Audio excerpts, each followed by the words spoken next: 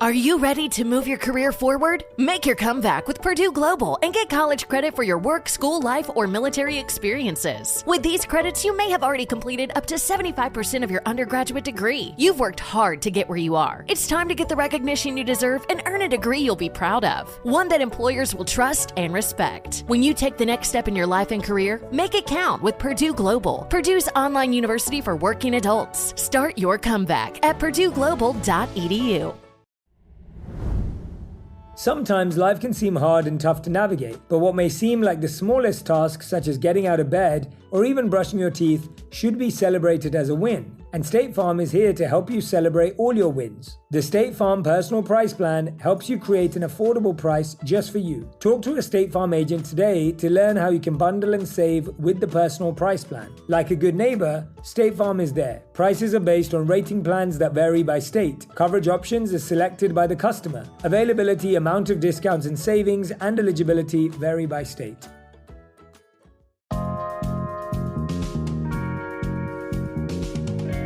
Hello. From Wonder Media Network, I'm Jenny Kaplan, and this is Womanica. This month, we're talking about go-getters, women who purposefully, or sometimes accidentally, acquired life-changing wealth, good fortune, or influence. An oil derrick looms over rugged land standing roughly 100 feet tall. Its horsehead bobs up and down, cranking oil out of the cracked earth. Suddenly, the ground rumbles, spouting black liquid.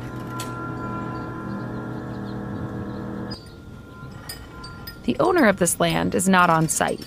She's just a little girl who's about to become a millionaire. Please welcome Sarah Rector. This child millionaire did not come from glitz and glamour. Sarah was born in 1902 in a 2-room log cabin on Native American allotted land in Oklahoma. Sarah's parents were Creek freedmen, meaning their ancestors were Africans who'd been enslaved by the Muskogee Creek tribe. Though uncommon, some Native American tribes participated in slavery as a way to impress or assimilate with white Southerners.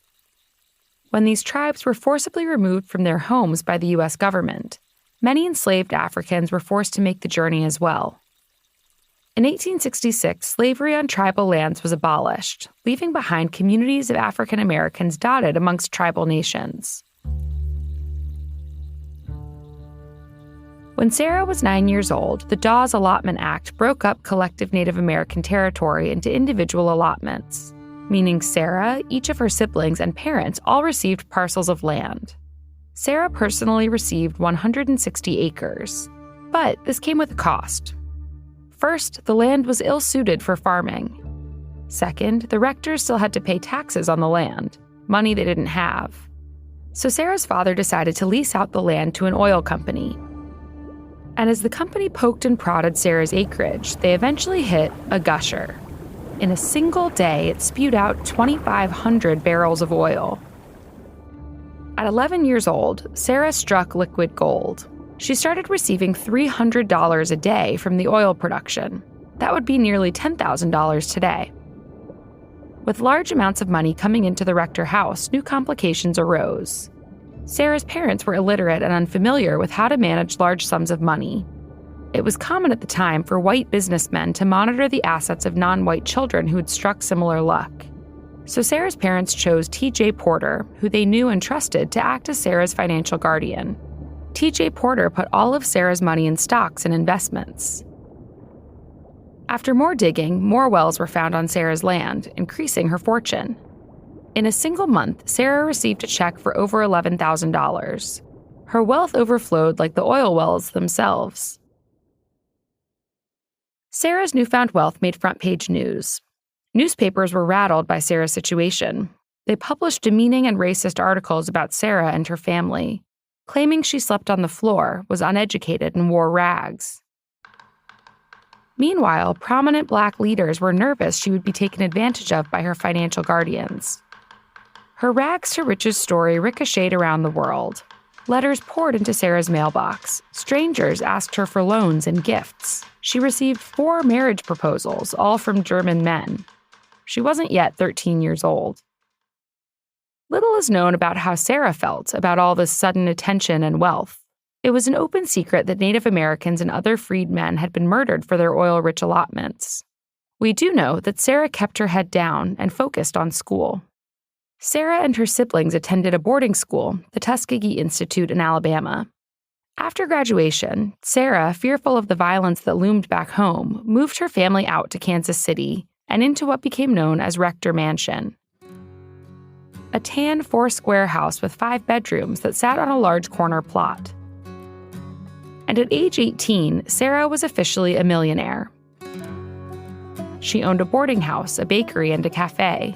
She increased her land ownership and bought 2,000 acres of prime river bottomland. She soon married Kenneth Campbell. By this time, she was rid of the guardians and financially on her own. That's when she started to really enjoy her wealth. Sarah was spotted wearing fur coats, driving around in Cadillacs, which she frequently wrecked. Still living in the segregated South, Sarah was wealthy enough to gain access to white-only spaces. The owners of a local whites-only department store would close their store early so Sarah could shop alone and in peace. Employees also handpicked and delivered clothing pieces for Sarah at Rector Mansion for her to try on. She threw elaborate parties and hosted major musical talents like Duke Ellington, Count Basie, and Joe Louis. Sarah was part of the gilded Roaring '20s, until the 1929 stock market crashed. Sarah's accounts were depleted. She soon divorced her husband and moved into a more modest home. It seems that she still lived a comfortable life with some remaining oil wells and real estate investments. She remarried a few years later. According to her nieces, who are still alive today, Sarah's main focus was always her family. In her later years, Sarah had a sizable farm, which her whole family enjoyed and tended to. They harvested potatoes, greens, and collected chicken eggs. The children played in the barn or were chased around by Sarah's evil geese. Sarah died in 1967 at the age of 65. She was buried at a cemetery near her childhood home. Sarah's nieces are working hard to keep an accurate image and story of Sarah's glamorous life alive. All month, we're talking about go-getters. For more information, find us on Facebook and Instagram at Womanica Podcast. Special thanks to Liz Kaplan, my favorite sister and co-creator. As always, we'll be taking a break for the weekend. Talk to you on Monday. Am I doing the right thing with my finances? Am I saving enough? Can I buy a house? Am I paying too much in taxes? Will I be able to retire? Putting a financial plan together feels impossible. What if I told you there was another way? Take Facet's free financial wellness quiz to get your score and a snapshot of your current financial health. Visit Facet.com now and discover your financial wellness score today. That's FACET.com. This ad is sponsored by Facet. Facet Wealth Incorporated is an SEC registered investment advisor. This is not an offer to buy or sell securities, nor is it investment, legal, or tax advice. She's seen Encanto more times than she can count. And she can count to 10. She mentioned Mirabel in every conversation. But the moment she actually met Mirabel, she was speechless. That's pura magia. Find yours at Walt Disney World Resort. 5 years, 10 months, and 2 days. That's how long it took to grow the 38 inches to ride on Cali River Rapids. But the moment the wait finally ended, that was pura magia. Discover it at Walt Disney World Resort.